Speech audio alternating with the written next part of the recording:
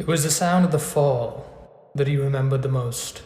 Not the punch or the crowd. The sound of his father's body hitting the mat.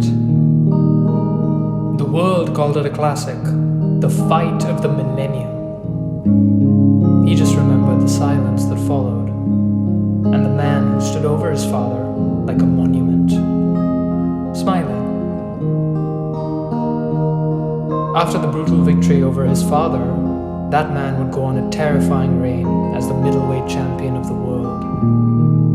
He became rich, admired, immortalized. And the boy was watching throughout. 30 years later, a car pulls up to a house far too large for one man. No guards, just cameras. The man inside didn't need guards.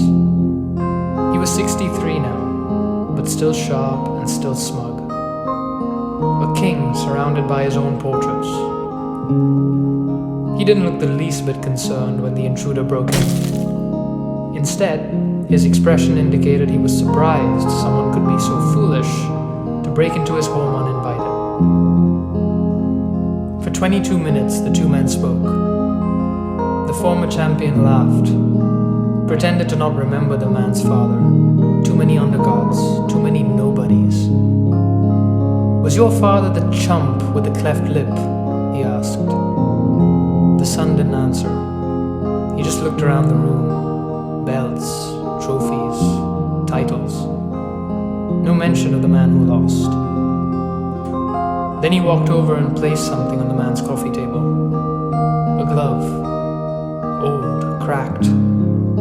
It was the one his father wore the night he fell. And then he left. The next morning, they found the former champion slumped in his chair, his face twisted not in pain but recognition, as if something he buried had finally crawled back out. He was clinging on to one of his gloves.